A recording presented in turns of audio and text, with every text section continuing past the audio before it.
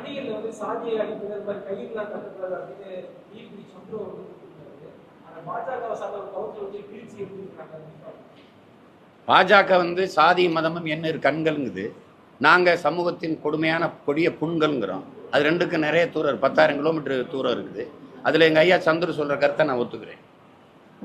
சீருடைன்னு ஒன்று கொண்டு வந்தது பெருந்தலைவர் வந்து ஏற்றதாழ்வு, ஏழை பணக்காரன், உயர்ந்தவன் தாழ்ந்தவன், சாதிய பாகுபாடு, வர்க்க வேறுபாடு இருக்கக்கூடாதுன்னா சீருடை ஒரே மாதிரி உடை உடுத்தி வரணும் அப்படின்னு கொண்டு வந்தது.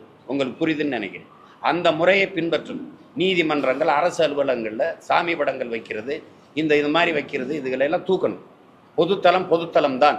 அது உங்கள் வீட்டில் பூஜைறையில் வச்சுக்கிறீங்க, நீங்கள் எதை வேணாலும் கட்டிக்கிறீங்க. அதுக்காக நீங்கள் இந்த சாதி அடையாளத்தை இதை குறிக்கும் பச்சை கயிறு கயிறுலடா மயிறு அடையாளம் இருக்குது. என்ன அடையாளம் இருக்குது?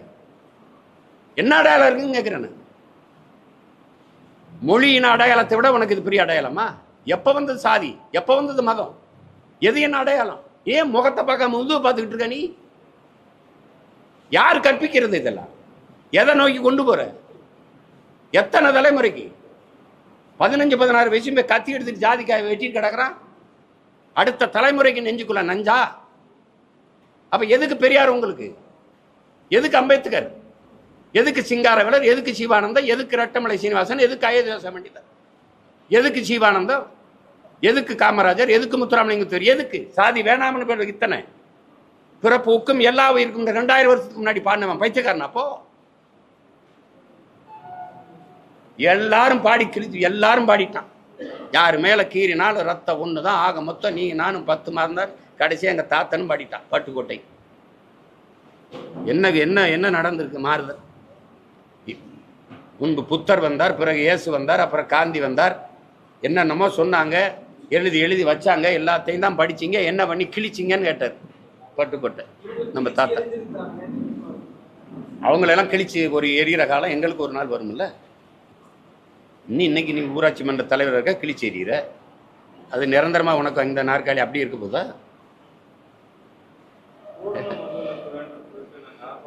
பூரணம்னு சொல்லாதீங்க, முழுமையான. நீங்க ஏன் பூரணம்னு உங்களுக்கு தமிழ்ல சொல்லலையா? பூரணம்னு ஏன் சொல்றீங்க? பூரணம், ஜம்பூரணம். முழுமையான மது விளக்கு வேணும். எங்க அண்ணன் கேட்கிறாருல,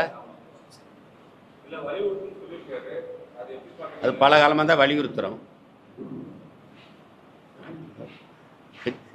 வலியுறுத்துறாரு. சாதிவாரி கணக்கெடுப்பு தான் வலியுறுத்துறோம். நாங்கள் இங்கிட்டு வலியுறுத்துறோம், அவங்க அங்கிட்டு வலியுறுத்துறோம். மத்திய அரசு எடுக்கணுமுங்க. நீதிமன்றமே சொல்லுது, சரி மாநில அரசு கையிலே இருக்குது, அவங்களே எடுக்கலாம். நிதிஷ்குமார் யாரை கேட்டு எடுத்தார்? மத்திய அரசு கேட்டு எடுத்தார். சந்திரபாபு நாயுடு வந்தோன்னு நான் எடுக்க போகிறேன், மத்திய அரசு கேட்டு எடுக்க போகிறாரு. கடத்தி விடுறதுக்கு இப்போ இஸ்லாமிய சிறை கைதிகள் விடுதலைக்கு நம்ம நெருக்கடி கொடுத்தோம்னா ஆளுநருக்கு பரிந்துரைத்திருக்கிறோம், அவன் தான் கையெழுத்து போட மாட்டான்னு தெரியுத. அப்புறதுக்கு நீ ஏமாத்தி விடுறதுதான். நாங்கள் அவர் போல நாங்கள் என்ன பண்ணுறது? தெரிஞ்சுக்கிடுச்சுல்ல.